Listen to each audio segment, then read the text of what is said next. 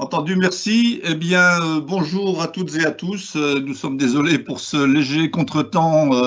La technique est parfois capricieuse. Donc, bienvenue dans cette seconde conférence de notre cycle hydrogène, qui en compte 6, entre avril et octobre.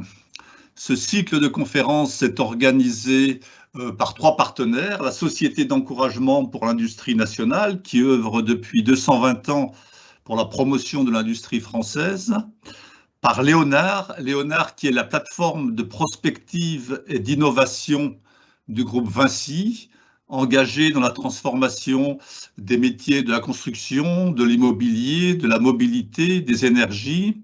Et enfin, la fondation, le troisième partenaire est la fondation Énergie Observer, qui porte la mission d'intérêt général d'un navire dont vous avez peut-être entendu parler, qui est l'Energy Observer, qui est un navire qui marche avec de l'hydrogène et qui a été nommé le premier ambassadeur de France en 2018 pour les objectifs du développement durable. Donc cette fondation a pour objectif la promotion des 17 objectifs du développement durable, en particulier dans les domaines de la transition énergétique, et également de la lutte contre la pollution marine, et elle œuvre également à la sensibilisation à la nécessité d'un mix énergétique durable. Donc, vous connaissez maintenant les 3 organisateurs. Notre première conférence, qui s'est tenue le 14 avril, a été dédiée au contexte général de l'émergence du vecteur hydrogène dans le mix énergétique. Celle d'aujourd'hui portera sur la production d'hydrogène décarboné, qui est un véritable défi pour ce nouveau vecteur énergétique. Donc nous aurons 3 conférenciers. Monsieur Hugues Setin, qui est le directeur du développement hydrogène du groupe Entrepose, ce groupe que vous connaissez sans doute et qui conçoit, réalise et opère des infrastructures pour l'ensemble de la chaîne de l'énergie. Hugues nous donnera les bases essentielles à la bonne compréhension de la problématique abordée aujourd'hui, donc je me répète, la production de l'hydrogène décarboné. Ensuite interviendra Madame Florence Lambert. Elle est aujourd'hui présidente de la société Genvia, dont la vocation est la production précisément d'hydrogène décarboné.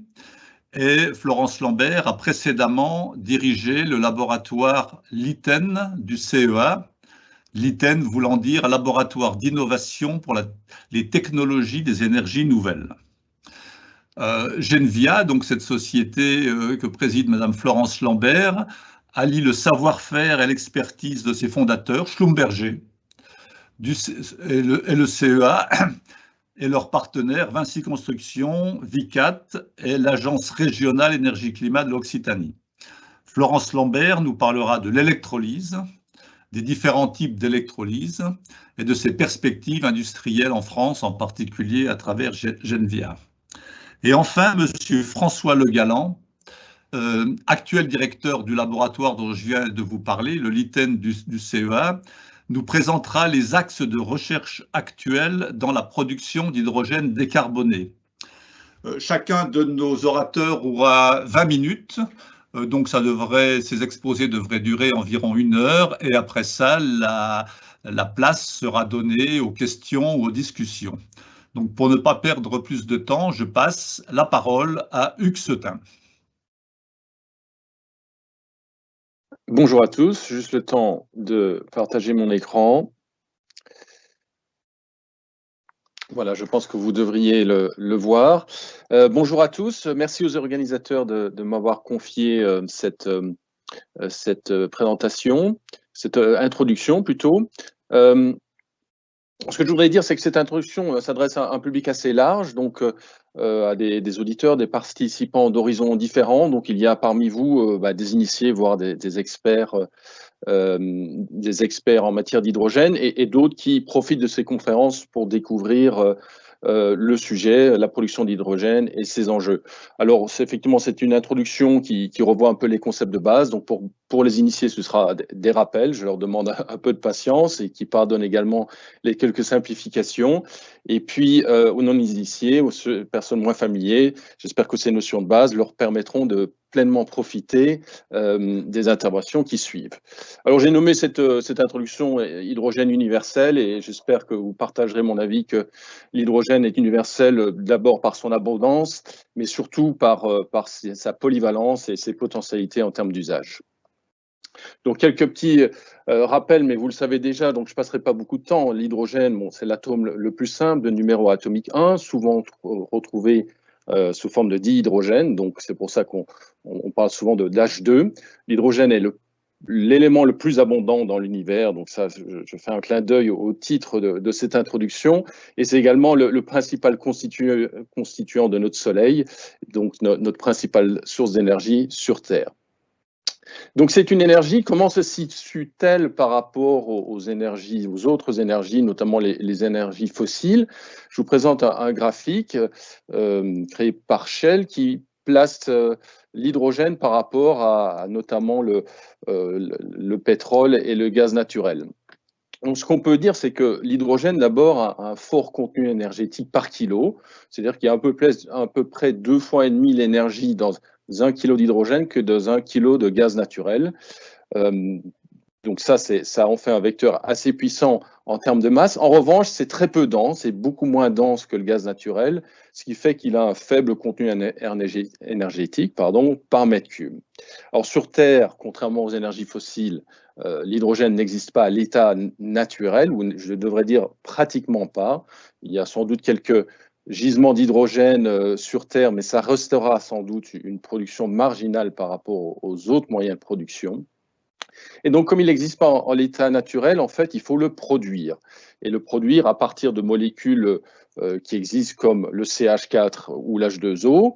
Et ça veut dire dépenser de l'énergie pour isoler l'hydrogène dans ces molécules.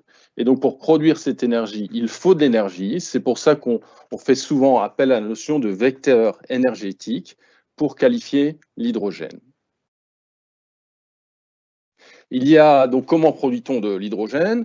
C'est un schéma simplifié, mais on peut dire qu'il y a deux grandes familles de filières de production d'hydrogène. Ce sont les deux carrés bleus. D'abord, le premier est le plus important puisqu'il représente la majorité de la production d'hydrogène aujourd'hui. C'est le vaporoformage, c'est-à-dire une réaction thermochimique à partir de gaz naturel pour isoler la molécule d'hydrogène. On parle dans ce cas d'hydrogène fossile, et c'est un procédé qui a un inconvénient, c'est qu'il est fortement émetteur de CO2. Et donc, il y a deux sous-catégories pour cette filière de production. Il y a celle où on se contente de produire l'hydrogène sans se soucier du carbone qui est émis. On parle d'environ 10 kg de carbone par kilo d'hydrogène, donc c'est quand même très émetteur. Et on donne une couleur à cet hydrogène, on l'appelle l'hydrogène gris, effectivement, qui est une couleur connotée, pas très reluisante, pour indiquer effectivement que c'est de l'hydrogène qui a été produit avec un procédé assez émetteur.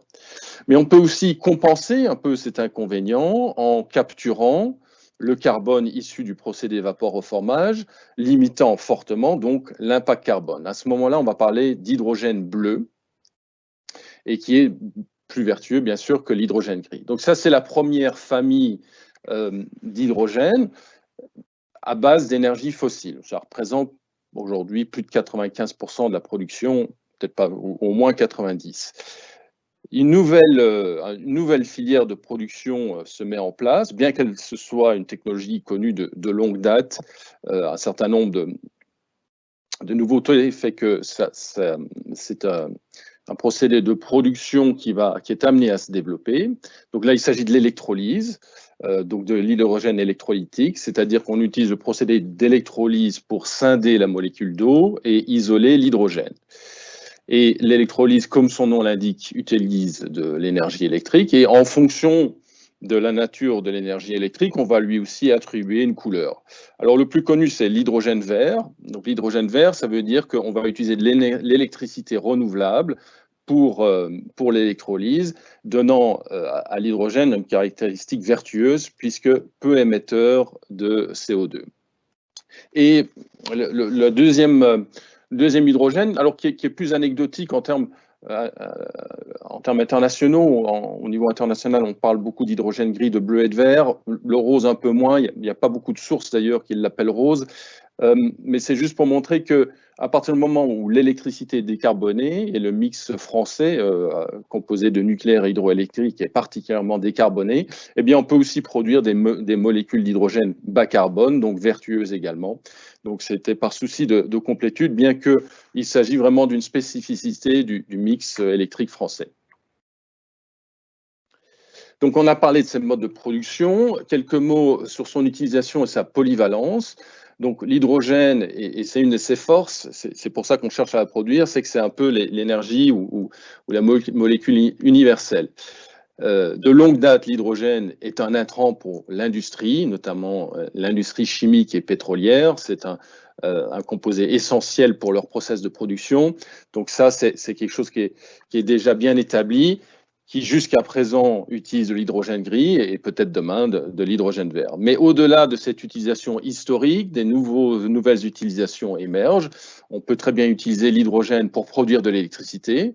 On utilise un équipement qui s'appelle la pile à combustible, qui recombine l'hydrogène et l'oxygène pour générer de l'électricité. Il y a également des turbines à gaz qui, au lieu d'utiliser du gaz naturel, utilisent de l'hydrogène. Donc, toute une série d'équipements qui permettent de finalement retransformer l'hydrogène en électricité.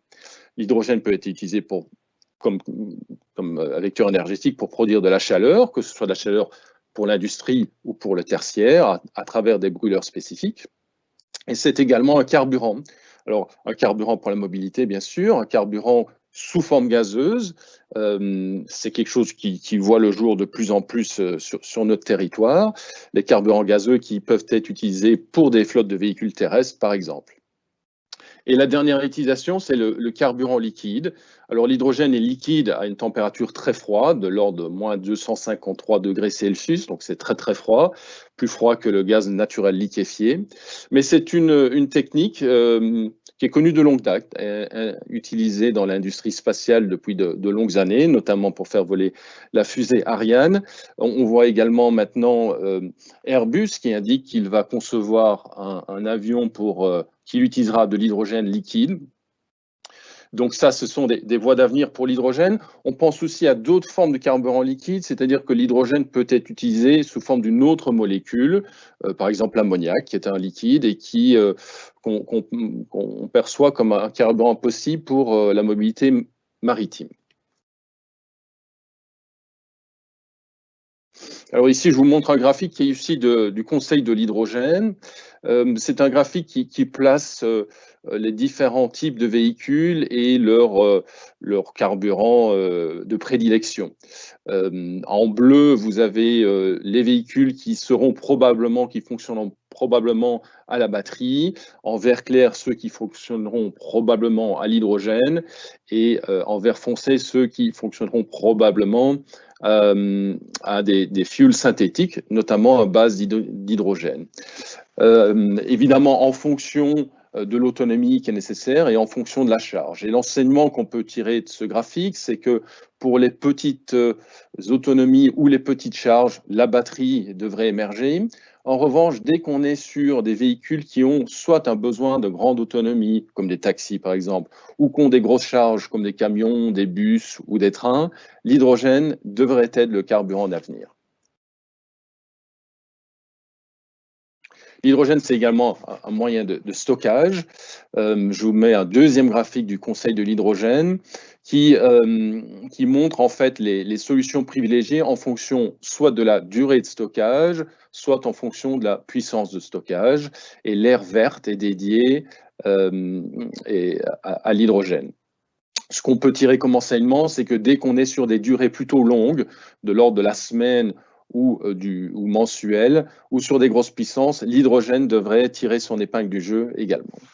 Donc ce qu'on voit à travers ces trois derniers slides, c'est à quel point l'hydrogène peut être utilisé de différentes façons Et donc, ça fait un formidable outil de décarbonation. C'est-à-dire qu'à partir de la production d'hydrogène, on peut d'une part décarboner la mobilité et pratiquement toutes les mobilités, c'est-à-dire les mobilités terrestres, bien sûr, les mobilités aériennes, mais également les mobilités fluviales et maritimes. C'est un atome aussi, un vecteur qui peut rendre des services au réseau, notamment en aidant l'intégration des énergies renouvelables, notamment en stockant de l'énergie d'une saison à une autre. On appelle ça le stockage intersaisonnier. Et donc, un élément important pour aider au déploiement des énergies renouvelables de production d'électricité. Et enfin, l'hydrogène comme vecteur, outil de décarbonation de l'industrie, que ce soit l'industrie qui utilise déjà de l'hydrogène, mais de l'hydrogène gris, mais également d'autres industries qui seront amenées à se décarboner. Je pense aux industries comme le ciment et comme l'acier, et qui voient comme l'hydrogène une opportunité pour fortement décarboner leur production. Alors, face à cette polyvalence et les vertus d'avoir de l'hydrogène vert ou bas carbone qui est peu émetteur, finalement, quels sont les freins? Et il y en a. Quels sont les freins à l'hydrogène vert? Il y en a deux. Je m'attarderai sur le deuxième, mais je ne peux pas oublier la première. Il y a besoin d'une filière complète qui va de l'énergie renouvelable à la production d'hydrogène, au transport d'hydrogène et à son utilisation. Et il y a besoin de ces 4 maillons, sans quoi, s'il n'y en a que 3 sur 4, eh bien, on n'arrive pas à pleinement exploiter l'hydrogène. Le meilleur exemple est celui de la mobilité, qui met un peu en exergue un problème de poule et d'œuf. Les utilisateurs ne vont pas acheter un véhicule hydrogène s'il n'y a pas des stations pour distribuer l'hydrogène, c'est normal. Mais à l'inverse, les opérateurs ne vont pas investir dans des stations hydrogène si les véhicules hydrogène n'existent pas. Donc c'est un peu un problème de poule et d'œuf. Et là, seule l'intervention publique permet de trancher un peu cette question. Donc voilà un des freins et la puissance publique aide à lever ce frein au déploiement de l'hydrogène. Le deuxième frein important, c'est son coût de production. Le coût de production aujourd'hui de l'âge de verre ou bas carbone est sensiblement plus élevé que l'hydrogène gris. Alors selon les sources, on peut parler de 4 à 8 euros le kilo. Et donc, pour que l'hydrogène vert se déploie, il faut baisser son coût de production. Alors, quel est l'objectif de coût de l'hydrogène? Je dirais, si j'avais fait cette introduction il y a quelques années, le slide aurait été simplifié et j'aurais pu énoncer facilement que l'objectif de coût de l'hydrogène, c'est 2 euros le kilo. Alors, pourquoi 2 euros le kilo? Parce que ça place l'hydrogène, ça placerait l'hydrogène vert ou bas carbone à peu près au même niveau que l'hydrogène gris, plus un coût du carbone qui dépend de la façon dont on le comptabilise, mais qui est non nul.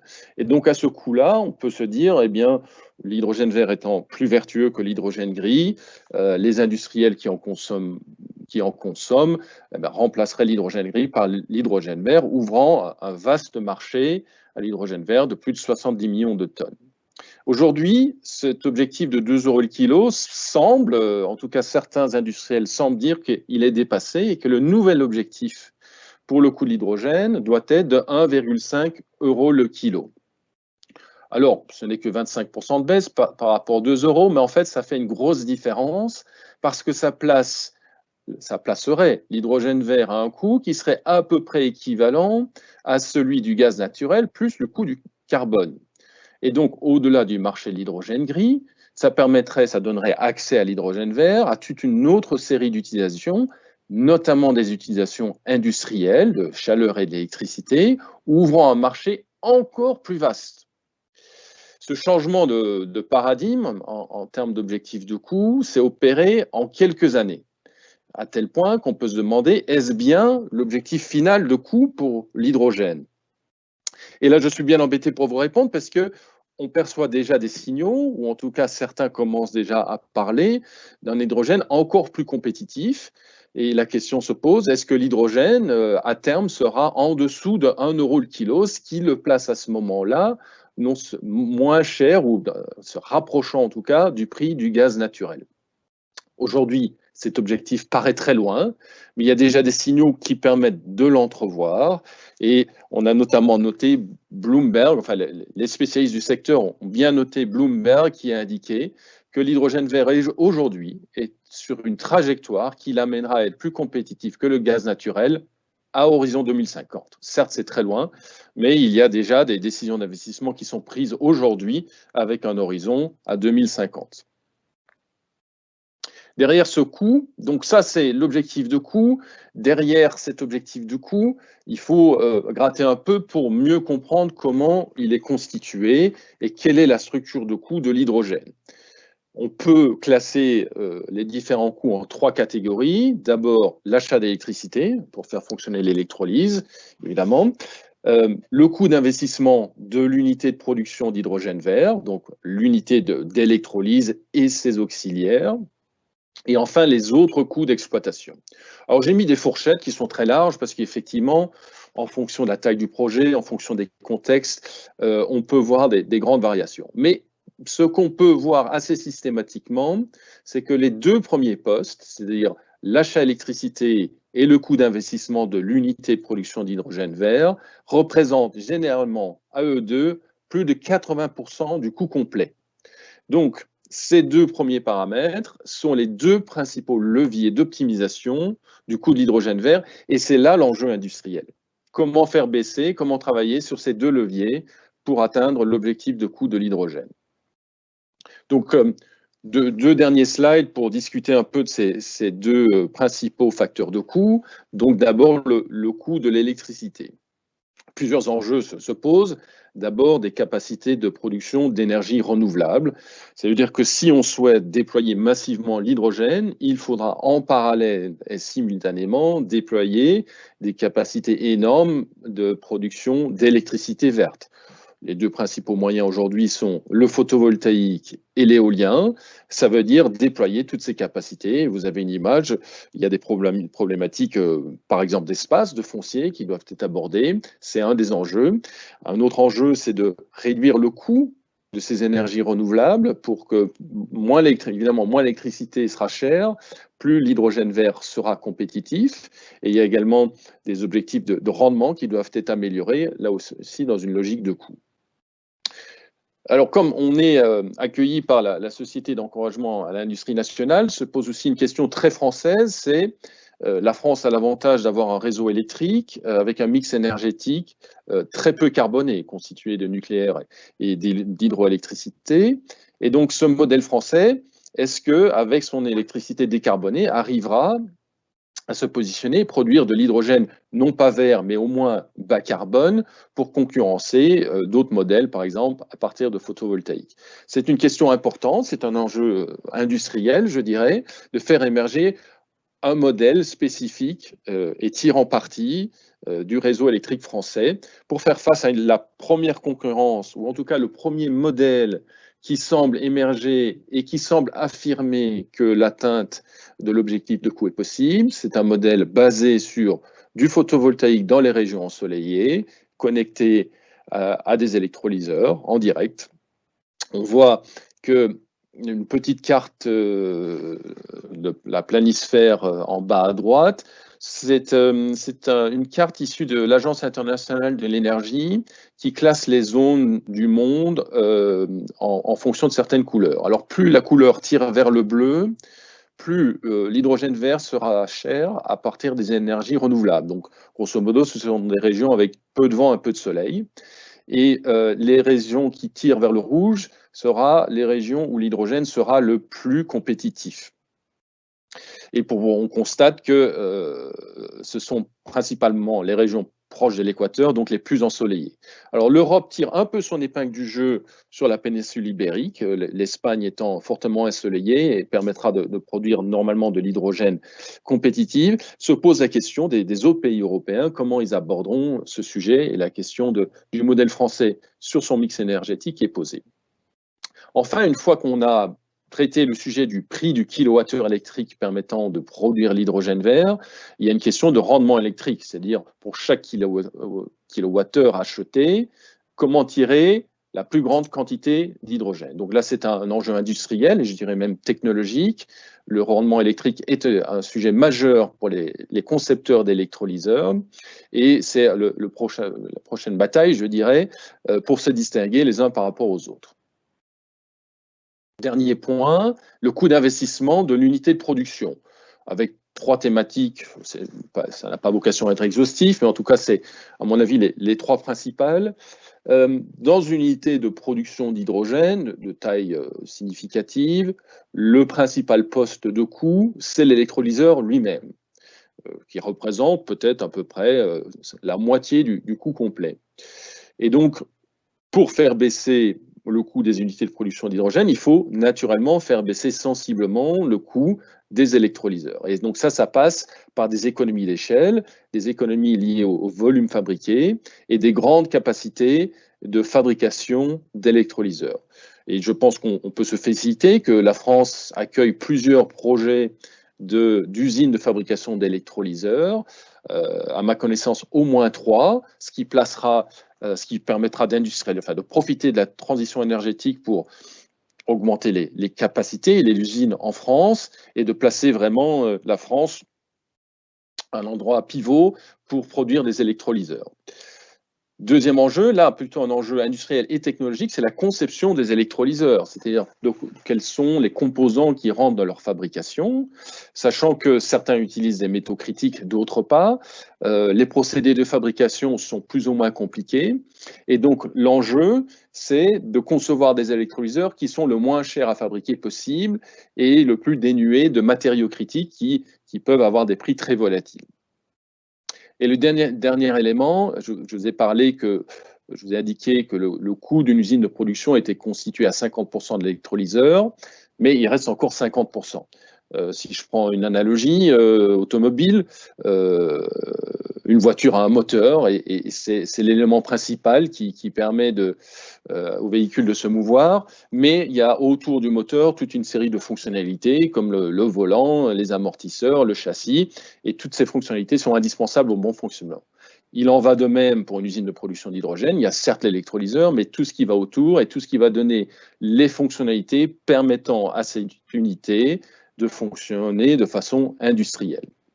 Et donc, les industriels ont l'enjeu de se mettre dans l'ordre de marche pour pouvoir aborder des méga-projets de production d'hydrogène de très grosse capacité, de plusieurs centaines de mégawatts. C'est un enjeu d'ailleurs que Vinci est prêt à relever. Vinci qui est un ensemblier dans le domaine de l'énergie et est très enthousiaste à l'idée d'aborder ces nouveaux types de projets pour contribuer aussi à l'enjeu industriel de faire baisser le coût de l'hydrogène vert. Voilà, je vous remercie pour votre attention et je repasse la parole à Jean-Pierre. Merci Hugues pour cet exposé extrêmement clair qui, je pense, nous a tous mis à un bon niveau de compréhension de tous les problèmes liés à la production d'hydrogène décarboné. Et maintenant, je passe donc la parole à Florence Lambert, donc, qui va nous parler de l'électrolyse, des électrolyseurs et de l'électrolyse haute température en particulier, et de Genvia. Florence, c'est à vous.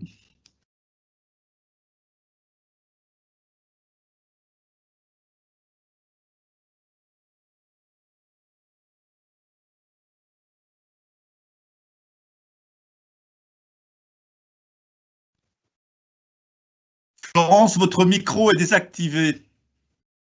Oui, tout à fait, pardon. Je disais que je partage mon écran. Est-ce que vous voyez la présentation?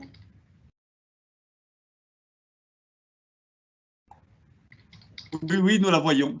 Très bien. Elle est bien en mode présentation? Oui, absolument. Oui, parfait, parce que j'ai un petit artefact sur mon écran. Très bien. Donc, bonjour à tous. Effectivement, en tout cas, merci de me donner la parole. Donc, l'idée, c'est peut-être sur la base de ce constat qui a bien été dépeint par Hugues, de se projeter ensemble sur un plan de bataille au niveau de l'industrialisation de ces technologies de l'hydrogène et d'électrolyseurs en particulier.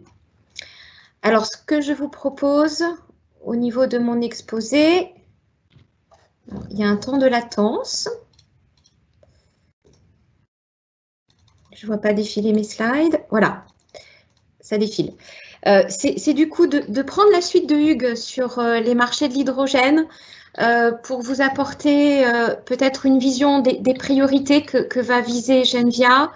Ensuite, l'idée, c'est un peu de mettre de l'ordre parmi tout le panel de ces technologies d'électrolyse et de dire qui fait quoi, sachant que, je vous le dis vraiment d'entrée de jeu, l'idée, c'est de surtout pas rentrer en compétition les uns avec les autres, mais au contraire de former une équipe, et en particulier une équipe de France des technologies. Et puis, l'idée, c'est de vous apporter, sous forme de témoignage, la naissance de Genvia, sa genèse. Et puis, j'aurai un petit film également qui sera présenté par les personnes qui vont justement être partie prenante dans Genvia demain, les personnes qui vont opérer l'usine sur le site de Béziers. Donc, Florence, je vous rappelle que vous avez 20 minutes. Hein. Oui, oui. Non, je sais. Merci du rappel. Je vais aller vite, d'autant qu'il y a des sujets qui vont être repris par François Le Galland derrière. Alors, je commence par simplement cette vision. Donc, je m'inscris complètement en continuité par rapport à Hugues. Hein. Donc, je vous propose de nous projeter en 2050. Qu'est-ce qu'on peut voir en 2050 ? Un monde énergétique, et je pense qu'il faut bien l'avoir en tête, qui aura vu une révolution avec des énergies renouvelables qui apportent vraiment une production de cette électricité complètement décentralisée. Et on peut vraiment imaginer au pied des champs éoliens ou des centrales photovoltaïques d'avoir des sites de production d'hydrogène. C'est aussi un monde où je suis convaincue qu'il y aura des small modular reactors, c'est-à-dire du nucléaire à proximité soit des grandes villes, soit des sites industriels. Et donc, ce qu'on est en train de vivre, c'est vraiment ce bouleversement avec de la production locale, d'électricité, avec la possibilité de produire notre carburant localement. Et vous voyez, je crois que Hugues a commencé à le dessiner, c'est un monde où en fait les réseaux d'énergie vont se rencontrer avec la mobilité, puisque l'hydrogène va apporter vraiment cette possibilité également d'électrifier les véhicules en complément des batteries, notamment les véhicules lourds, les trains, les bateaux, les avions. Mais c'est aussi un monde de l'énergie où, au-delà de la mobilité, va venir rentrer en résonance tout le monde de l'industrie et de la chimie, l'hydrogène apportant une formidable opportunité de décarbonation. Donc tout ça, c'est nouveau, et si on veut vraiment comprendre l'intérêt de la molécule d'hydrogène, il faut avoir cette vision à 360 et se dire qu'au fond, ce qui sera important, c'est de disposer de technologies qui vont être flexibles, qui vont permettre de passer d'un vecteur à l'autre, d'un monde à l'autre, et d'apporter cette flexibilité au monde de l'énergie de demain. C'est un monde où je disais tout à l'heure qu'il ne faut pas imaginer que tout va rentrer en compétition. Je pense qu'en Europe, on va avoir beaucoup de petites mobilités avec des batteries parce que les rendements sont importants, mais parce que aussi nous avons le maillage de réseaux électriques qui va permettre les recharges. Et ce n'est pas impossible, et vous voyez, les rendements n'auront rien à voir avec l'histoire, qu'on puisse voir des bypass, des raccourcis technologiques qui vont se faire dans les pays en développement, parce que tout simplement cette course et cette croissance est très très forte, et qu'il n'y aura pas d'autre choix que de plutôt construire de nouvelles lignes très très coûteuses, finalement choisir de déplacer des molécules d'hydrogène d'un point à un autre qui sera beaucoup plus facile et beaucoup moins coûteux. Donc, c'est un peu tout ça qu'on a face à nous. Donc, simplement, plus récemment, ce que l'on peut dire, c'est que nous avons une accélération du net zero dans beaucoup de pays, avec deux corollaires. Tout d'un coup, l'accélération vraiment de l'électrification des secteurs qui le peuvent.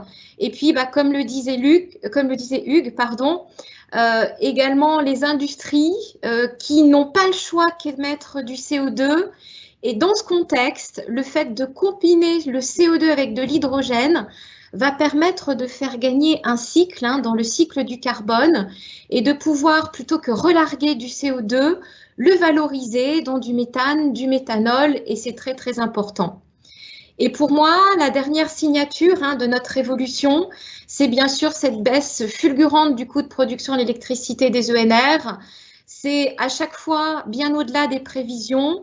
Et c'est cette vision décentralisée qui emmène beaucoup de choses dans l'énergie, des besoins de stockage, des besoins de transport, c'est-à-dire que c'est formidable de produire de manière avec des coûts très très bas au Chili de l'électricité, mais qu'est-ce qu'on fait quand il n'y a pas la densité de population autour? Vous voyez, l'hydrogène peut aussi apporter des besoins ou résoudre des questions de transport de l'énergie d'un continent à l'autre. Voilà. Donc, c'est un monde merveilleux, ce monde de l'hydrogène, même si, vous voyez, j'apporte quand même aussi des précisions et pour moi, l'hydrogène ne fera pas tout. Mais tout ça, ça fonctionnera que si et seulement si on sait produire cet hydrogène sans émission de CO2, mais aussi à des coûts compétitifs, c'est-à-dire focaliser sur ces technologies d'électrolyse, sachant que ça rentre complètement dans la stratégie qui avait été lancée par Bruno Le Maire au mois de septembre, en disant plutôt que partir tout de suite sur l'ensemble des segments, donc on le fait, mais en parallèle, on est en train de maturer tout un segment industriel autour de cette électrolyse. Donc, on a aujourd'hui 3 technologies différentes d'électrolyse, et comme je vous le disais en introduction, l'idée, c'est de ne pas rentrer en compétition de ces technologies. On a les marchés qui vont se lancer avec l'électrolyse alcaline, que vous avez là à gauche, qui est relativement mature. Donc, on a aujourd'hui des initiatives comme l'industriel McPhy qui se lance, qui est dérivé de l'industrie du chlore et qui est très importante parce que ça va permettre pour nous tous d'ouvrir le marché. Ensuite, on a des électrolyses de type PEM pour Proton Exchange Membrane, qui est l'exacte symétrie de ce que l'on peut avoir quand on imagine une pile à combustible de type PEM, donc ça marche à l'envers. Donc, les statuts sont pré-commerciaux et là, on va avoir également des usines qui se mettent en place. Et puis, il y a la dernière catégorie sur laquelle va se concentrer Genvia, qui est l'électrolyse haute température, qui est un peu moins mature, qui se passe dans des domaines de température de 700 à 850 degrés. Électrolyser à haute température, c'est quoi? Alors, je vous rassure, on ne va pas se plonger dans la thermodynamique, mais plutôt que partir de l'eau liquide, on va partir de l'eau vapeur. Et en faisant ça, on va tout de suite gagner de précieux pourcentages de rendement. Ça veut dire qu'à quantité d'électricité comparable par rapport aux autres technologies, et tout de suite, on a un impact majeur sur le baisse des coûts de production de cet hydrogène. Et puis en plus, on a des astuces, notamment pour tous les domaines de l'industrie. Lorsqu'on a des points chauds à proximité, un point chaud c'est quoi? C'est 150 degrés. En fait, on va encore gagner 15% de rendement supplémentaire. Et donc, vous voyez en comparatif par rapport aux autres technologies, on peut estimer avec ce passage au domaine de la haute température, avoir des gains à hauteur de 30% de rendement. Donc, ce qui est vraiment très important quand on est dans cette courbe de décroissance des coûts de production de l'hydrogène, comme le présentait Hugues tout à l'heure. Alors maintenant, comment ça se positionne les uns par rapport aux autres? Alors, c'est très bien que je sois positive sur la technologie, même si je disais tout à l'heure qu'il n'y a pas de notion de compétition. On a vraiment besoin de toutes ces technologies, dont celles qui vont ouvrir le marché. Alors, je vous soumets simplement le rapport de Hydrogen Europe qui a été présenté en juillet de l'année dernière et qui compare ces différentes technologies. Qu'est-ce que ça dit? Ça dit qu'en fait, alors à gauche, vous avez les rendements et donc en vert, vous avez au-dessus, en tout cas des autres technologies, les technologies haute température qui restent toujours avec leur différentiel de rendement. Et à droite, vous avez les tableaux qui résument les différents coûts que d'ailleurs vous présentez tout à l'heure, Hugues, les coûts de CAPEX, les coûts également d'opération. Et on se rend compte qu'assez vite, quand on aura les uns et les autres fait notre travail d'industrialisation, Et ben en fait, on va se retrouver dans un mouchoir de poche en matière de CAPEX, des petits différentiels d'OPEX, mais finalement, les rendements vont l'emporter et ils seront bien meilleurs sur ces technologies haute température. Donc, on peut imaginer que ces technologies haute température seront les technologies de la généralisation vraiment de ces marchés de l'hydrogène. Alors, sans rentrer dans les détails, parce que François en reparlera juste après moi, vous voyez, on se coordonne tous. Et vous voyez, quand on veut faire un électrolyseur, il faut avoir conscience qu'il y a toute une chaîne de la valeur. Il va y avoir au départ des cellules qui vont être le cœur des réactions électrochimiques, cellules qui vont être assemblées dans des stacks. Et vous voyez au passage, ça va être très présent dans le film, le royaume des technologies de l'hydrogène, c'est de la métallurgie, c'est de l'assemblage, c'est de l'emboutissage et c'est des superbes opportunités de reconversion d'emploi. Donc du métier de l'automobile, du métier du pétrole, comme je vous le montrais tout à l'heure. Et ça, donc, ça forme un stack avec l'ensemble de ces métiers. Stacks qui vont être rassemblés dans des modules qui vont faire d'abord quelques centaines de kilowatts, puis après au-delà du mégawatt, qui vont avoir des éléments invariants par rapport aux applications. Et ensuite, on va aller jusqu'à des très grands systèmes, sachant que dans la feuille de route, par exemple, de Genvia, on envisage d'aller très vite sur des systèmes à hauteur de 100 mégawatts, qui vont être plus ou moins notre maille un peu commune pour pouvoir développer nos premières applications. Et donc, pour continuer ma comparaison dans les rendements, et à l'échelle du stack, pour comparer ce qui est comparable, vous retrouvez les différentiels que je vous mentionnais tout à l'heure avec les différentes technologies, et notamment le point qui est irrattrapable, donc positif en faveur des systèmes haute température qui ont été développés. Alors, François Le Galland vous en reparlera. L'idée, c'est que nous partons, Genvia, de ce game changer, donc de cette technologie haute température. On va faire un tout petit peu de cocorico parce que l'idée, c'est que cette technologie a été incubée pendant plus de 15 ans dans le laboratoire du Liten, que dirige François Le Galland. Avec ces game changers, donc on utilise un électrolyte céramique sans dépendance à des métaux critiques. Ça fonctionne à haute température, donc avec des rendements intéressants. Ça permet d'adresser tous les usages. Et puis, ce qui est aussi très important, c'est que tout ça s'appuie sur un portefeuille de brevets qui est très important et qui vraiment donne confiance sur le fait qu'on peut partir sur une industrie importante en France et en Europe. Il vous reste 10 minutes, Florence. Il vous reste 10 minutes. Merci. Je continue. Donc, une des vertus de la technologie, c'est qu'elle peut avoir tout un tas d'applications. Donc, fonctionner à haute température, c'est d'avoir des précieux points de rendement. C'est aussi pouvoir fonctionner en mode réversible, c'est-à-dire que dans un sens, on produit de l'hydrogène et dans l'autre sens, on va produire du courant. Donc, imaginez toutes les applications que l'on peut couvrir, notamment pour accompagner le déploiement des énergies renouvelables. C'est aussi fonctionner en mode coélectrolyse, c'est-à-dire qu'au départ, j'ai du CO2 tout de suite que je récupère de ma cimenterie, mais aussi de l'eau. Et derrière, je produis de l'hydrogène et un syngas. Et donc, vous voyez, tout ça se fait sur la base de la même technologie. Et je conclus avec la naissance de Genvia. Donc, sur la base de cette technologie, vous voyez, il y a eu un momentum entre tous ces partenaires, les actionnaires de Genvia, que vous voyez ici. Le CEA qui apporte la technologie, Schlumberger, donc le groupe de l'oil and gas, qui apporte son référentiel industriel. D'autres actionnaires, alors l'AREC, qui sont les fonds d'Occitanie, qui sont là pour notre ancrage, notamment du côté de Béziers. Et puis 2 partenaires actionnaires qui vont apporter notre lien avec les applications, Vical et Cimenterie, et Vinci. Tout un tas d'applications sur les bâtiments, mais aussi les concessions avec la mobilité, qu'elles soient autoroutières ou aéroportuaires. Genvia a été créé au 1er mars sur la base de cet accord avec les shareholders, sachant qu'on n'a pas attendu, donc on a déjà réuni les forces entre le CEA et Schlumberger et lancé le programme de travail qui nous permet d'avoir notre première unité lancée de production sur le site de Béziers dès juillet 2021, vous voyez, c'est demain.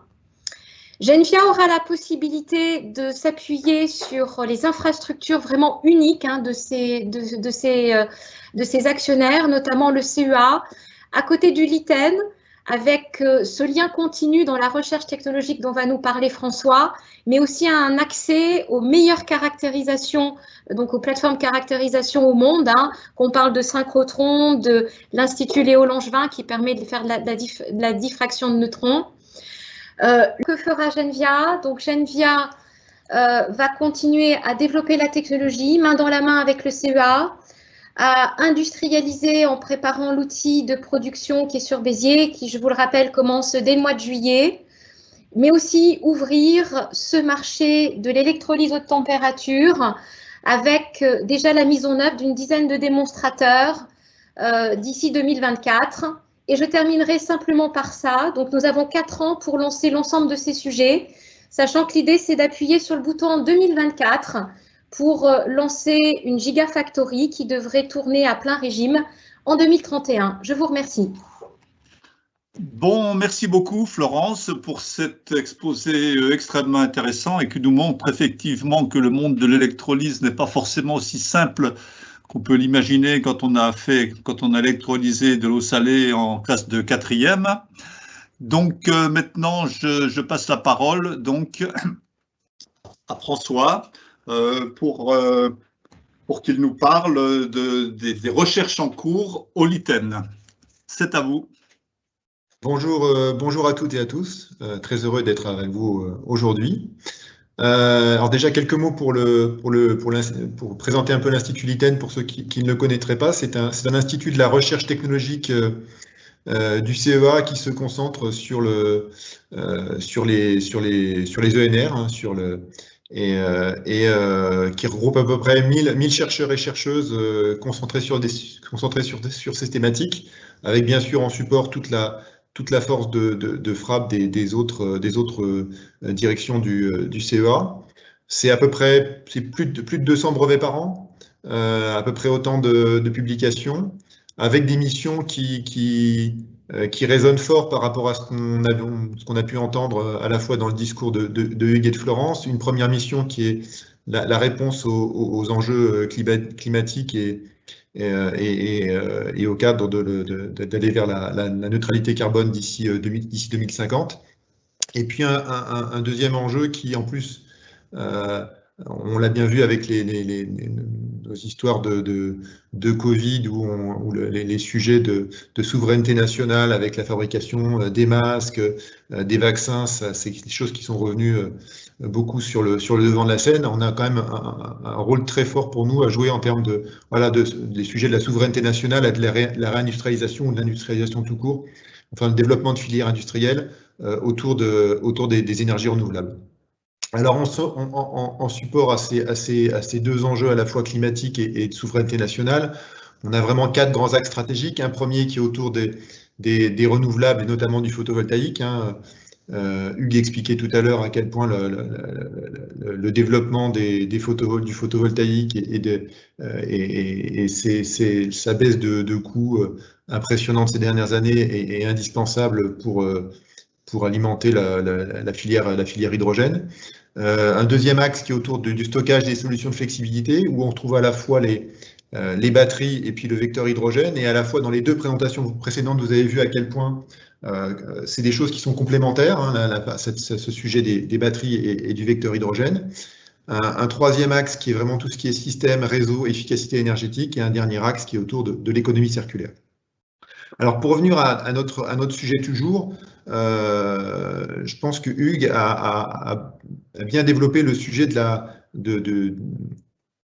l'importance très grande pour la filière d'aller vers la compétitivité pour cet hydrogène décarboné.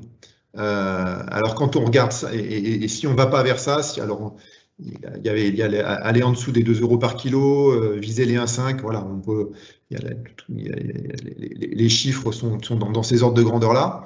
Il y a 2 leviers principaux en fait pour aller vers cette compétitivité. Il y a un premier levier qui est un levier de massification, donc c'est-à-dire avoir un effet de volume. La construction d'usines, hein, l'exemple de Genvia parle bien, c'est-à-dire construire des gigafactories comme celle de Genvia qui produira à Béziers des technologies électrolysées haute température, mais il y a aussi, Florence en parlait, McPhy qui augmente ses capacités, notamment sur toute la partie alcaline. On peut parler d'Elogen sur les technologies PEM, et puis c'est aussi tout l'environnement qui compte, hein. Il y a aussi ça compte aussi sur la partie par exemple pile à combustible. Là aussi, il y a des usines de grande taille qui sont en cours d'installation, hein. On peut penser par exemple à Symbio qui est en train de monter son usine à Saint-Fons là-dessus. Donc il y a un premier levier qui est très important, qui est cet effet construire des usines de grande taille, industrialiser pour avoir cet effet volume qui mécaniquement fera baisser le coût du kilo d'hydrogène. Et puis il y a le deuxième levier qui est plus dans notre camp côté recherche, c'est tout ce qui est innovation, où là bien sûr on travaille avec les industriels, avec les partenaires académiques, où il y a énormément d'innovation qui a déjà été amenée et qui reste à amener sur ces sujets-là. Alors l'innovation, elle est à plein d'endroits, on a évoqué le sujet il y a tous les travaux autour des rendements et de la performance, hein, puisque dès qu'on va changer de vecteur entre électricité et hydrogène, chaque fois qu'on bascule de l'un à l'autre, fatalement, il y a de la perte. Donc, il y a vraiment ce sujet de fond de maximiser les rendements afin que le bilan global soit le plus efficace possible. Il y a tout ce qui est autour de la durée de vie des électrolyseurs, durée de vie des composants. Il y a tout ce qui est autour du coût des constituants des électrolyseurs, hein, de la bill of material, avec la réduction des coûts des matériaux les plus chers, et puis travailler sur les matériaux critiques, soit les réduire, soit les substituer. Et après, il y a aussi beaucoup de recherches sur la partie fonctionnalité, sortir de l'électrolyseur, par exemple, avec la pression la plus élevée, de manière à ce que, puisque derrière, il faudra monter en pression pour stocker tout ce qui sera fait au sein de l'électrolyseur, ce sera des coûts en moins sur le reste de la chaîne. Il y a des travaux sur la densité de puissance, l'empreinte au sol des électrolyseurs. Il y a tout ce qui est autour de la sécurité et des standards autour de cette sécurité qui sont assez fondamentales, puisque pour mettre en place une filière, c'est important qu'il y ait des standards les plus clairs et précis possibles pour la développer. Et puis après, il y a toutes les couches un peu système, les energy management systems qui vont piloter tout ça, à la fois pour piloter la sécurité, puis pour piloter le maximum de fonctionnalités. Et tout ça en ayant chaque fois en tête dans les développements, à la fois une approche technico-économique, parce qu'il ne faut pas faire de l'innovation pour l'innovation, il faut chaque fois s'assurer qu'elle est cohérente avec les objectifs de coût de la filière, et puis une approche analyse de cycle de vie qui est quelque chose que, en tout cas côté l'ITEN, on a intégré déjà depuis de nombreuses années, et systématiquement dans nos développements, on inclut tout ce qui est éco-conception, tout ce qui est recyclabilité et tous ces sujets-là. Alors le projet de Genvia, c'est une excellente illustration de cette démarche de R&D, puisque, comme l'expliquait Florence, il y a 15 ans de R&D derrière nous sur le sujet, hein. C'est des choses qui ont été, les différentes briques, ça a commencé dans différents labos qui étaient dans différents endroits du centre de Grenoble. Il y a beaucoup de développement sur les cellules qui ont été faits au centre CEA du RIPO, côté direction des applications militaires. Tout ça, c'est progressivement, ça a monté en puissance. La performance s'est améliorée de manière continue. Il y a énormément de dépôts de brevets. On a 40 familles de brevets déposées autour de cette technologie électrolysée haute température, donc quelque chose d'extrêmement solide. Travaille donc à la fois sur la performance, mais à la fois sur les fonctionnalités, puisque un des avantages de cette technologie, c'est qu'elle peut être utilisée à la fois en mode pur électrolyseur, à la fois c'est une technologie réversible, donc elle peut fonctionner aussi en mode pile. Donc elle peut fonctionner en mode pur électrolyseur, pure pile. Elle peut fonctionner en mode réversible, c'est-à-dire de manière alternée, pile et électrolyseur, par exemple pour faire du power to X to power. Et puis, elle peut fonctionner aussi en mode coélectrolyse, ce qui permet, en le couplant avec une injection de CO2, de produire des combustibles de synthèse. Donc, il y a vraiment tout ce travail qui a été fait, continue pendant une quinzaine d'années pour arriver au niveau où on en est là, et avec le passage de relais à l'industriel, pour vraiment passer vraiment à l'échelle de l'industrialisation avec une plus grande automatisation des moyens de production, avec un travail plus systématique sur la baisse des coûts des composants, avec vraiment tout ce... Et là, on est vraiment dans ce passage-là, avec cette transition avec Genvia, et puis ça se continue dans le temps, c'est pas quelque chose qui s'arrête, puisque on a un programme de R&D très ambitieux pour la suite, où là, on adresse beaucoup de sujets, on travaille à différentes échelles, on travaille à l'échelle de la cellule, on travaille à l'échelle du stack, on travaille à l'échelle du système, et à chaque fois, c'est des développements spécifiques. On travaille sur les matériaux, que ce soit sur les matériaux de cellules, ou sur les joints d'étanchéité, ou sur beaucoup d'autres choses, sur les catalyseurs. On travaille sur quand on va empiler beaucoup de cellules les unes au-dessus des autres, il y a beaucoup d'enjeux autour de la mécanique. Et après, comme il y a tous les fluides qui vont circuler à la fois à l'intérieur et à l'intérieur de l'électrolyseur, et comme ça se fait en température, il y a énormément de recherches autour de la fluidique, de la thermodynamique, avec toute une couche de modélisation et de simulation. Donc un champ de R&D très très vaste pour à la fois continuer à améliorer la performance, et on a vraiment un différenciant sur cette technologie, comme Florence le montrait, qui a un potentiel de rendement bien supérieur aux autres technologies actuellement sur le marché, et puis travailler sur l'upscaling, c'est-à-dire faire des électrolyseurs de plus en plus puissants, et sur la durabilité. Donc encore un terrain de jeu pour nos chercheurs assez important pour aller vers cet objectif de compétitivité dont Hugues et Florence ont parlé. Un autre point qui est assez important, et Florence l'a évoqué, c'est de ne pas mettre en compétition les technologies. De la même manière qu'il ne faut pas opposer batterie et vecteur hydrogène, il ne faut pas forcément opposer les différentes technologies d'électrolyseurs entre elles. On voit typiquement, voilà, par exemple, la technologie alcaline à base d'électrolyte liquide, c'est clairement actuellement la plus mature, la plus déployée industriellement. C'est celle qui ouvre le chemin et qui est vraiment très pertinente pour tout ce qui est notamment le stationnaire. On a la technologie PEM, donc qui est à électrolyte polymère, qui elle aussi est à un bon stade de maturité, mais qui a un déploiement plus récent sur le marché, et qui elle est particulièrement adaptée pour tout ce qui est, puisqu'elle fonctionne bien en dynamique, elle est bien adaptée notamment pour la gestion de l'intermittence des ENR. Et puis elle bénéficie aussi du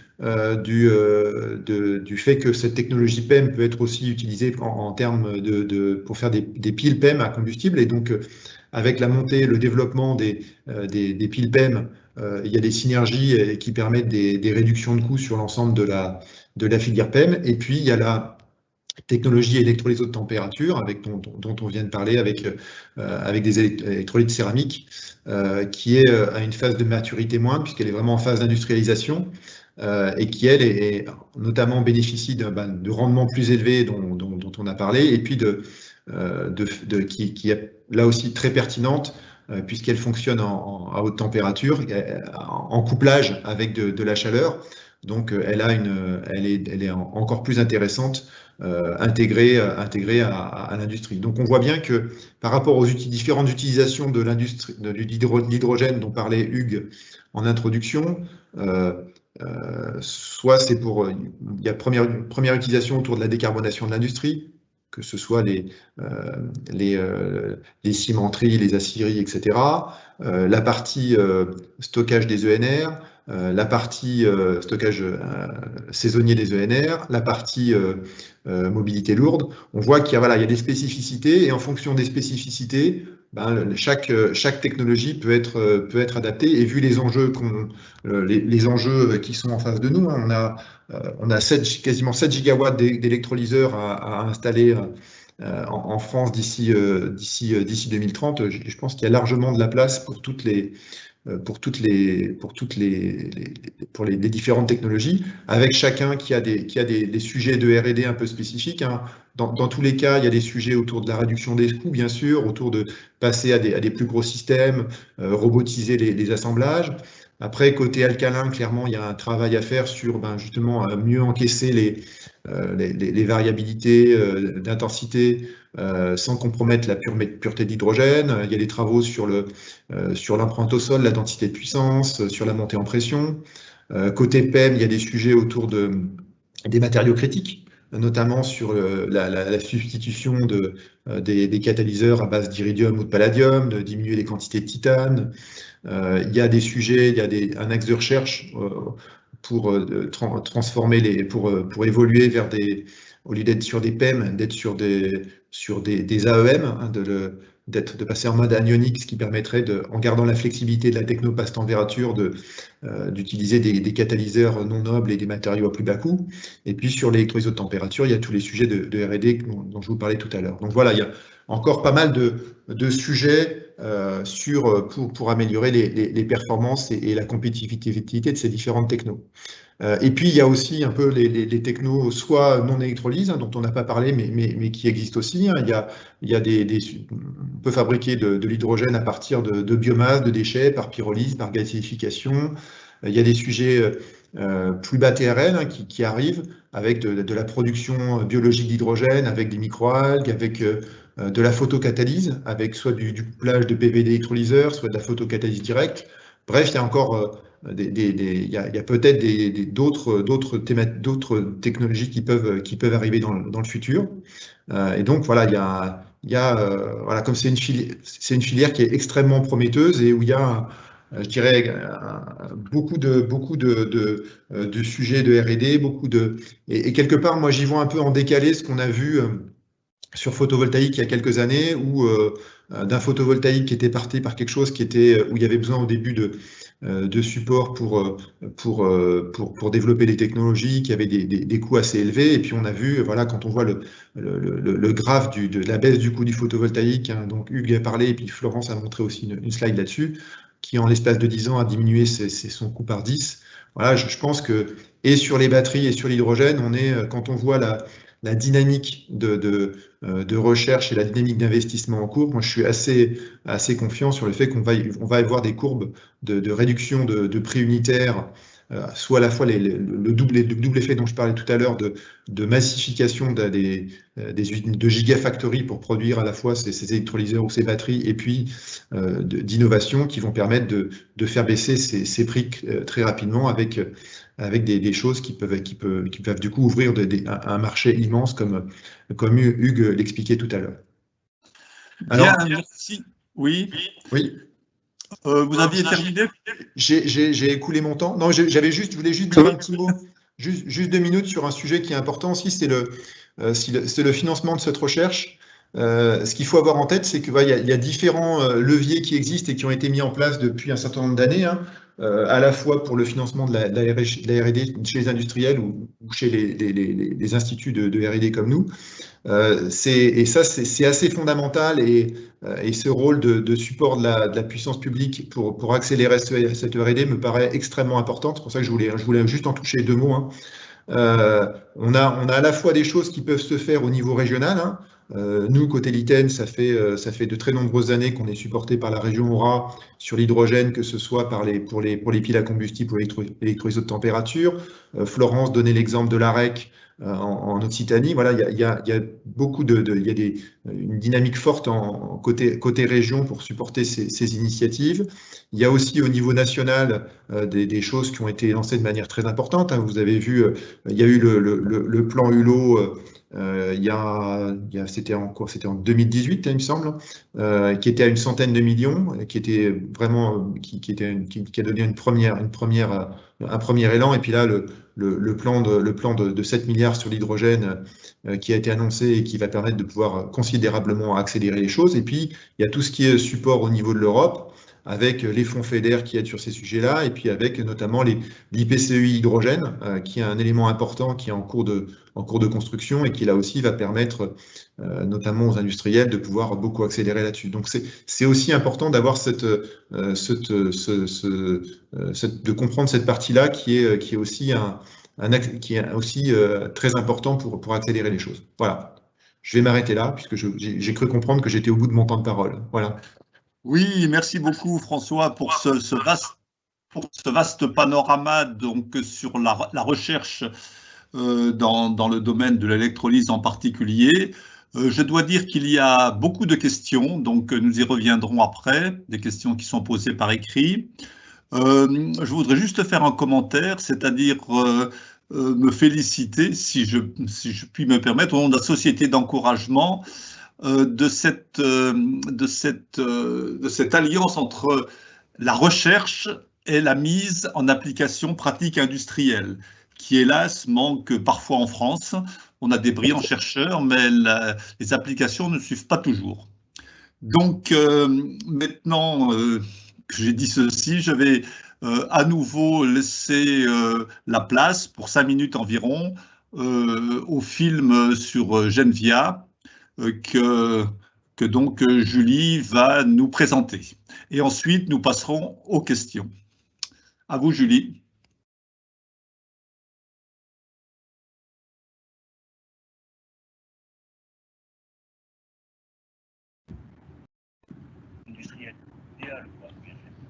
Son premier atout, son site. L'usine à proprement dit, 10 hectares, vaste, non enclavé et du foncier disponible autour. Deuxième partie, notre magasin à Vendre, situé à 10 minutes d'ici, au bord de l'autoroute. Et l'atout majeur, peut-être, c'est notre atelier à 4000 m² situé en bord de mer. Et de là, on pourra exporter dans le monde entier tous les électrolyseurs qui seront fabriqués sur le site de Béziers. D'autant plus que le site de Béziers et 7 sont reliés par le canal, par l'autoroute et par la voie ferrée. Au-delà de la configuration des sites, c'est l'écosystème industriel qui est remarquable. Notre territoire, notre région, plus globalement la France ou l'Europe occidentale, nous avons, avec nos partenaires, pu relever tous les défis ces dernières années. En 2014, nous facturions 1 milliard de dollars de chiffre d'affaires. Cet écosystème est prêt à relever tous les challenges. Ce qui a fait la différence et qui ont permis l'arrivée de Genvia chez nous, ce sont les hommes et les femmes de Cameron France. Et ça fait 100 ans que ça dure. Cameron a eu 100 ans en 2020. À l'époque, c'était les établissements Foucault. À son apogée, il y avait plus de 1500 salariés sur le site qui ont fabriqué des locomotives, des wagons, des tracteurs à chenilles. Ici, Gaston Foucault, le fondateur des établissements Foucault, a conçu le Foucault Magistère. Les établissements Foucault en 1945 ont été durement touchés par la guerre et ont été détruits, mais ils ont été reconstruits. Cameron a pu poursuivre l'histoire de cette usine magnifique avec la construction de vannes à boisseaux sphériques. À l'époque, on l'appelait la Rolls-Royce de la vanne à boisseaux sphériques. Elle a continué avec la fabrication de BOP, notre produit phare, et tous les anciens vous le diront. Sur la plateforme, on ne dit pas le BOP, on dit le Cameron.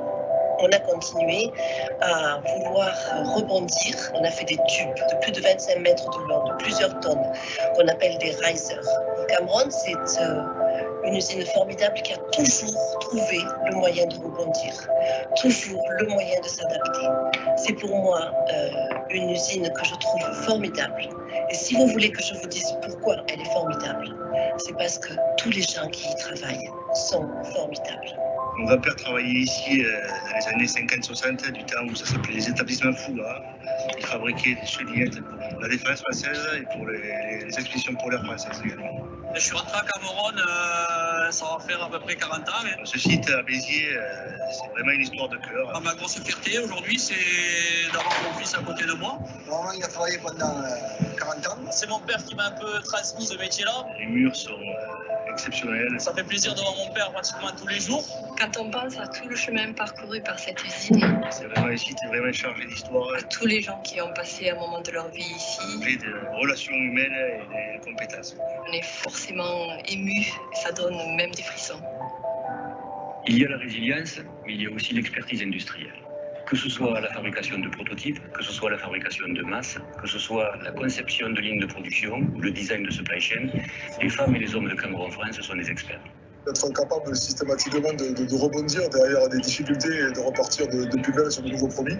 C'était le cas pour les raseurs, mais c'était aussi le cas pour le T-Series. J'ai travaillé il y a quelques temps sur un BOP 18 pouces 25 000. On a tous les jours de nouveaux matériels, de nouveaux produits. C'est un des BOP les plus gros du monde et le faire ici à Cameron-Béziers, c'est quand même un privilège. C'est un super travail. Là, vous avez un exemple d'inverteur 30 pouces 1000, ça fait 2 ans qu'on en fait.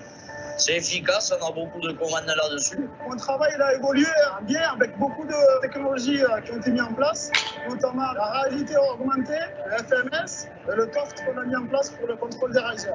On a eu fabriqué donc depuis 2007 une ligne de produits qui s'appelle Riser.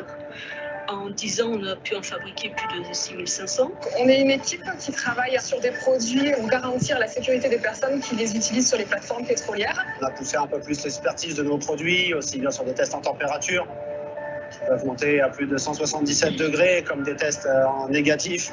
On est descendu à moins 18 pour qualifier le matériel. Dans ce bâtiment de 100 ans, vous verrez ici des installations comme cette salle des bavurages, avec la présence de ce robot Fanuc qui est toute dernière génération. Vous allez rencontrer d'autres équipements qui dialoguent entre eux, c'est le 4.0. Et tout ça, ce sont des choses qui, je dirais, n'existaient pas il y a 30 ans et qui deviennent possibles au quotidien régulièrement parce que les gens ont envie de faire bouger les choses et ont envie de faire que cette entreprise existe encore aujourd'hui. On est capable de faire tout ici et l'avenir nous le montrera. La force de notre collectif, c'est surtout l'engagement de nos collaborateurs.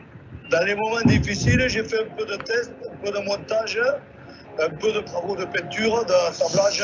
Une entreprise aussi grande, mondialement connue, c'est super de travailler ici, oui. J'ai une équipe qui est super motivée, ils sont toujours présents, on peut leur demander quoi que ce soit, ils sont là, ils sont à 100% de travail. C'est formidable de travailler avec eux et de leur être tribés tous les jours. Moi, mon but, c'est vraiment de progresser, de faire évoluer l'entreprise. On est les rois de l'amélioration continue. On travaille avec les gens pour améliorer leur process. On veut toujours avoir un coup d'avance. Notre truc, c'est de proposer des idées. Aussi, nous partageons toutes nos best practices avec toutes les usines du groupe.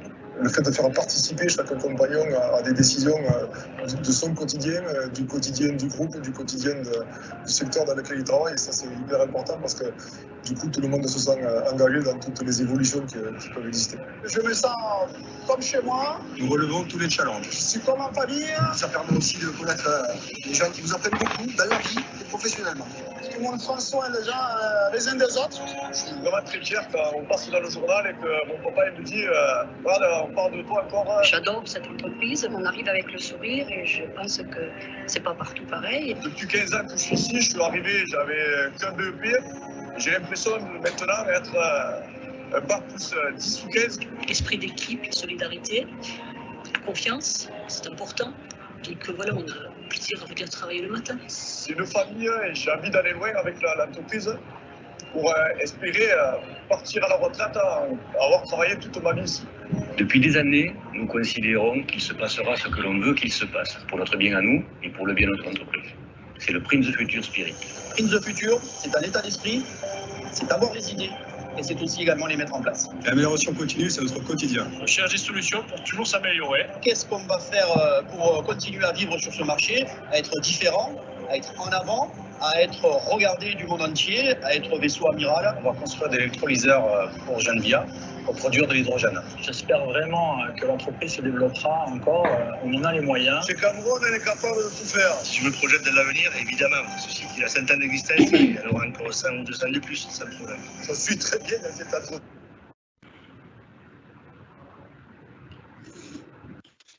Bien. Je pense que le film est interrompu là, donc je pense que nous étions à la fin du film, sauf si vous me dites le contraire. Oui, oui, tout à fait, tout à fait. Bon, donc merci pour ce film, qui est un film également, je me place, c'est à nouveau dans l'optique de la Société d'encouragement pour l'industrie nationale, qui est plein d'optimisme et qui montre, je pense avec efficacité, que nous pouvons en France avoir des industries qui sont des industries de pointe et des industries qui marchent bien. Voilà, donc maintenant, ce que je propose, c'est que nous passions aux questions pendant que nos intervenants sont encore là. Je sais que Hugues doit partir dans pas très longtemps. Donc, il y a eu pas mal de questions sur le transport, les coûts du transport et les problèmes de logistique liés au transport de l'hydrogène, ce qui n'est pas évident. Alors, je propose que nous n'y répondions pas, parce que j'en profite pour vous dire que le mercredi 9 juin, notre prochain séminaire sur l'hydrogène sera consacré précisément au stockage et au transport et aux problèmes liés de l'hydrogène. Donc, la première question que je retransmettrai, quels sont les principaux fabricants mondiaux à l'heure actuelle? Alors peut-être pas parler d'entreprises, mais peut-être parler de pays qui sont en pointe dans la fabrication donc des électrolyseurs. Alors je ne sais pas qui veut répondre, Florence, Hugues, François.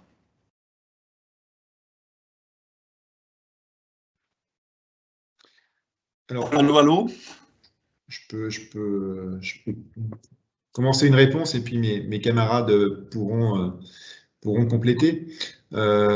Côté hydrogène, il y a quand même une dynamique mondiale très forte, hein, avec des acteurs en Asie.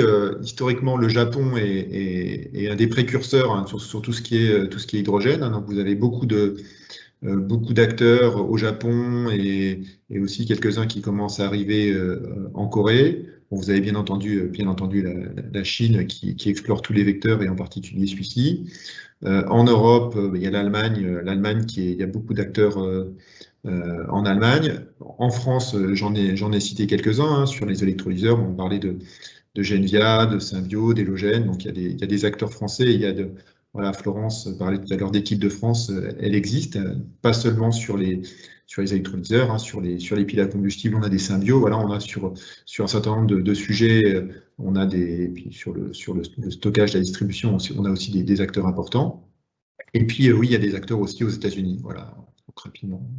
Et d'ailleurs, mais en fait, on le voit quand on voit les différents plans de relance, quand vous voyez les plans de relance sur l'hydrogène, le plan de relance français à 7 milliards, vous avez aussi quelque chose à peu près du même ordre en Allemagne et dans d'autres pays d'Europe. On voit qu'il y a vraiment une accélération importante, mais les acteurs un peu historiques, c'est ce que je viens de citer.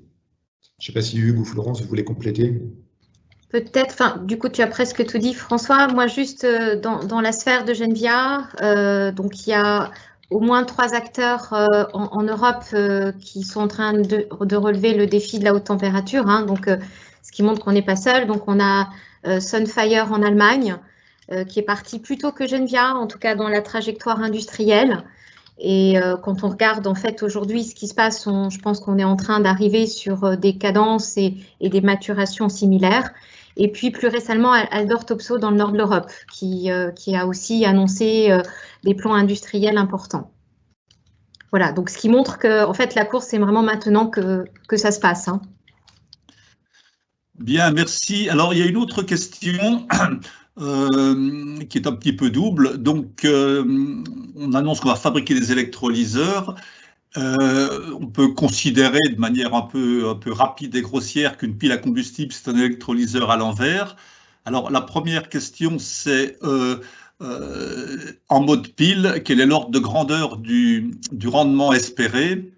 Et la deuxième question, c'est vous allez fabriquer les électrolyseurs, allez-vous également vous lancer dans les piles à combustible?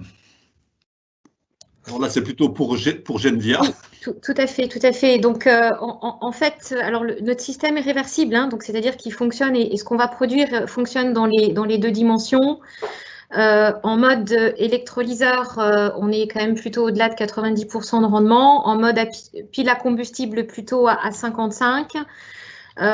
Et donc, si on est en complètement réversible et si on se comparait à une batterie, on est plutôt aux alentours de 50% en prenant du coup le 95 d'un côté et le 55 de l'autre. Voilà. Alors, pour moi, l'idée, c'est quand même de ne pas se disperser au niveau de Genvia. Donc, on va à la fois faire du réversible et à la fois être plutôt sur le domaine de l'électrolyse, en tenant plutôt vraiment le pari qu'on pourra en plus récupérer 150 degrés de points chauds dans les industries, hein, ce qui donnera un vrai atout compétitif. Pour aller durablement sur le volet pile, c'est vraiment une question que l'on a aujourd'hui.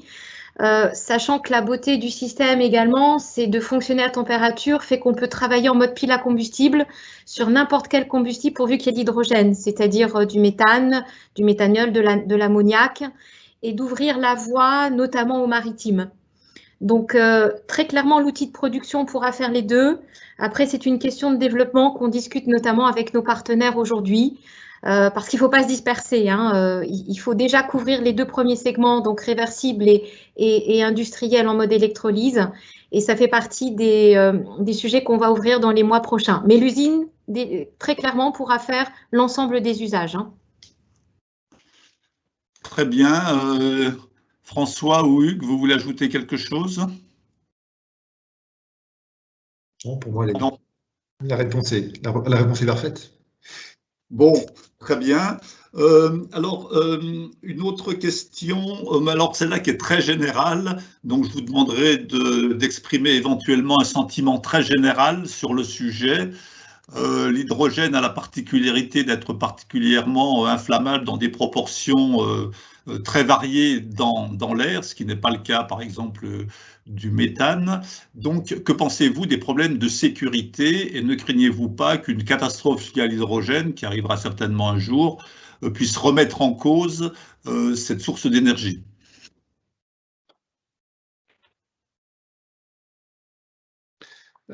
Je vais peut-être faire une première. Vous m'entendez? Oui, très bien. Peut-être une première réponse. Alors, oui, la sécurité, elle est au cœur, mais un peu comme sur tous les sujets, un peu comme, je pense, avec les carburants fossiles au départ, avec l'émergence des batteries et de l'hydrogène, la sécurité est un sujet important et elle est indispensable. Et c'est pour ça que dans mon exposé, j'ai expliqué que ça fait partie des nombreux sujets sur lesquels on travaille. Donc cette sécurité, elle peut se faire de différentes manières. D'abord, il y a tout autour des électrolyseurs ou des piles à combustible, il y a ce qu'on appelle des fuel cell management systems, il y a des couches de software avec des capteurs qui permettront d'assurer un premier niveau de sécurité. Après, il y a énormément de travaux selon les stockages qu'on veut faire sur alors je ne veux pas déflorer votre sujet de la prochaine conférence, mais voilà, quand on va parler des réservoirs 700 bars, par exemple, pour le stockage, c'est des réservoirs qui, alors ça dépend des générations, mais les dernières générations, c'est des polymères avec des couches de fibres de carbone extrêmement solides, avec des tissages optimisés qui permettent d'avoir quelque chose qui résiste à la fois au choc et qui sont très orientés sécurité. Après, il y a des solutions autour des liquid oxide hydrogen carrier, on peut le stocker de manière sécurisée avec des LOHC. Enfin, il y a voilà, sur l'hydrogène comme sur les batteries, il y a les sujets de la sécurité est bien pris en compte. Ça fait partie des nombreux sujets, que ce soit pour l'utilisation ou pour le transport, qui sont pris en compte par les développements. Donc oui, et c'est justement parce que effectivement, pour une filière, un accident serait la pire des choses qui puisse arriver, qu'il y a tout ce travail de fond qui est fait par les différents acteurs, que ce soit les industriels et la R&D, pour, tout au long de la filière dont parlait Hugues tout à l'heure, que ce sujet de la sécurité soit bien pris en compte. Bien, merci. Il y a Hugues avait évoqué un marché, c'est également une question qui est posée par écrit, un marché de l'hydrogène vert de l'ordre de 70 millions de tonnes annuelles. Alors, à ma connaissance, c'est en gros la production actuelle d'hydrogène, tout compris, donc à 95% ou à 90% à partir de méthane. Quelle peut être y a-t-il des projections de besoins en hydrogène, des projections raisonnables de besoins en hydrogène dans les années qui viennent, 2030, 2050? Florence ou bien Hugues? Hugues? Un petit mot juste, oui, les 70 millions de tonnes, c'est le marché de l'hydrogène gris actuellement, hein, principalement. Oui, donc, oui. Le marché de l'hydrogène vert dépendra du prix qu'il atteindra, et en fonction de ce prix, plus il est compétitif, plus le marché sera large.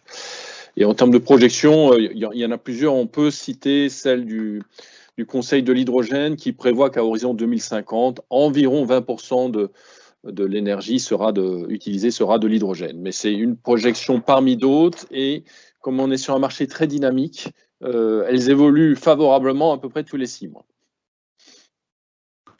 Mais en termes de millions de tonnes, ça représente combien? On est à 70 aujourd'hui, qui est plutôt gris, effectivement. Donc on sera à combien? On va doubler, tripler? Oui, alors ça, je vous avoue que j'ai pas fait le calcul, je suis désolé. D'accord. Très bien. Une autre remarque, Florence ou de François sur ce sujet? Après, je pense que ça dépend, c'était un peu dans le... Il y a une part d'incertitude qui dépendra en fonction du prix où on arrive à baisser la valeur de l'hydrogène. Alors, on va l'appeler décarboné parce que ces histoires de couleurs, ça embrouille un peu au bout d'un moment. Moi, je préfère parler de décarboné, c'est plus simple puisque l'enjeu, c'est quand même la décarbonation. Ça dépend à quel point on l'intègre dans les différentes filières. Je pense que aller vers la filière industrie, je pense que le chemin, il est assez direct et c'est un incontournable, et c'est pour ça que Florence le listait clairement dans les priorités. La partie stockage pour prendre en compte la partie intermittence des ENR, ça me paraît un axe qui est très intéressant et qui peut être un accélérateur aussi pour le déploiement des ENR. Après, je pense qu'il ne faut pas oublier non plus, et Hugues en parlait, la spécificité en tout cas en France, c'est qu'on on a une électricité qui est largement décarbonée avec le nucléaire et le couplage, en plus du couplage renouvelable électrolyseur. Je pense que le couplage nucléaire électrolyseur a clairement du sens. Et puis après, il y a le sujet de la mobilité hydrogène où voilà, il y a un partage qui va se faire entre la partie batterie et puis la partie hydrogène sur cette mobilité, notamment où va être la limite entre de la mobilité dite lourde et intensive, où là aussi il y a encore des incertitudes, et bien faut être très modeste sur faut être très prudent sur les prévisions, et donc ça peut faire des variations importantes. Voilà, donc je pense que l'histoire n'est pas encore écrite. Hein. Et avec peut-être un dernier point, parce que je crois que là on aura peut-être tout dit, que cette répartition peut se faire de manière différente en fonction de là où on est sur les points du globe. Oui. Vraiment, parce que vous voyez, quand je vous cite les 55% de rendement en mode pile, on dit mais qu'est-ce qu'on fait avec de l'hydrogène? Les rendements batterie, c'est bien supérieur. Donc ça, c'est notre raisonnement d'ingénieur que nous sommes. Mais il faut voir que si sur certains points du globe, il faut tout de suite trouver des solutions de mobilité et qu'on ne saura pas faire des lignes de distribution d'électricité, c'est pas impossible que cette notion de rendement, surtout si derrière on a des possibilités de renouvelables très bas coût qui pèsent dans le coût de l'hydrogène, encore plus, que tout ça prenne le pas. C'est clair qu'entre les zones très interconnectées avec des réseaux, des smart grids et des réseaux comme on peut connaître en France et en Europe, les business models sont très différents quand on est sur une zone isolée. Voilà, donc ça, c'est aussi des choses qui, quand on regarde à l'échelle Europe et quand à l'échelle monde, c'est pas forcément les schémas. Et c'est là où les rendements seront peut-être pas en numéro 1, ainsi que les coûts, c'est la disponibilité de l'énergie et des solutions d'électrification. Très bien, merci. Bon, d'abord, un premier commentaire, c'est qu'effectivement, les couleurs de l'hydrogène, c'est sympathique, c'est folklorique, mais ce n'est pas forcément recommandé, en particulier par les gardiens de la langue française, qui sont également des gens très sensés et qui disent « parlons plutôt d'hydrogène décarboné ». Et bon, c'est relativement plus clair. Alors, une question, et comme je l'ai dit, ça sera la dernière, puisque nous arrivons au terme de cet extrêmement intéressant séminaire. Quid d'une filière de génération d'hydrogène en utilisant des usines de traitement des déchets ou du biogaz? Alors, le premier commentaire que je peux faire, c'est qu'effectivement, ça se fait, mais bon, c'est pas aussi simple que ça, parce que la biométhanisation va produire du méthane, du CH4, du CO2 également. Et donc, ce méthane CH4, bon, on peut le transformer effectivement en hydrogène. Et puis, on peut traiter le CO2 en y ajoutant de l'hydrogène précisément pour faire du méthane vert. Alors, qu'est-ce que vous pensez de cette filière? Je ne sais pas, Hugues? Oui, peut-être je peux apporter une réponse. Donc, techniquement, on peut utiliser du biogaz à la place du gaz naturel pour faire du vaporoformage et produire l'hydrogène. La question, c'est est-ce qu'on arrivera à le faire à un coût compétitif et par rapport notamment à l'électrolyse. Et là, il y a quand même pas mal de doutes sur le fait que cette filière puisse concurrencer l'électrolyse, parce qu'on compile plusieurs procédés. Un premier procédé de méthanisation, c'est ensuite un procédé de reformage, et donc ça fait beaucoup d'équipements, beaucoup de CAPEX, beaucoup d'OPEX. Et concernant les usines d'incinération, aujourd'hui, elles produisent de l'électricité. Cette électricité peut servir à l'électrolyse, et notamment pour alimenter des véhicules à utilisation intensive comme les bennes à ordures ménagères. Donc ça, c'est une possibilité. Aujourd'hui, il y a quelques projets qui se montent dans ce sens-là, mais je n'ai pas en tête les coûts de production et voir si cette filière peut concurrencer la filière, je dirais, photovoltaïque plus électrolyse, qui semble être la première à émerger. Bien, et qu'est-ce que vous pensez de la méthanation? Donc l'idée de capter du CO2 sortant d'usine et puis dans des installations adaptées, y injecter de l'hydrogène et faire donc du méthane de synthèse en quelque sorte. C'est vraiment une des voies de décarbonation, en tout cas de l'industrie, hein. Il faut quand même bien dire que certaines industries, comme, enfin, je prendrai juste les cimenteries, mais il y en a tout un tas d'autres qui n'ont pas d'autre choix. Ils peuvent essayer d'électrifier une partie des process, et donc ça permet quand même d'économiser un premier cycle de carbone, hein. Donc c'est aujourd'hui un des points que nous avons avec nos partenaires dans ce qu'on appelle l'hydrogène industriel. Donc c'est d'abord substituer l'hydrogène qui est plutôt aujourd'hui produit par vaporéformage, et on fournit une molécule qui est utilisée dans le process. Et l'autre, c'est justement à toutes ces industries qu'on appelle en très bon français le non-abattable, hein, puisqu'on n'arrive pas à électrifier. Et dans ce cas-là, c'est une des seules solutions. Donc après, c'est du méthane, du méthanol. Et l'Allemagne se met vraiment en ordre de bataille, hein. Et il faut vraiment voir que, enfin, on parle d'industrialisation, donc soit la recouvrer, soit ne pas la perdre. C'est probablement une des seules solutions pour ne pas perdre certaines industries de base. Très bien. Donc, y a-t-il d'autres commentaires de nos autres speakers, comme il est indiqué en bon français également, sur les écrans? Pas mieux sur le sujet, hein, c'est complètement, c'est typiquement le sujet dont on parlait quand on parlait de décarbonation de l'industrie, hein. C'est exactement ça, et c'est indispensable.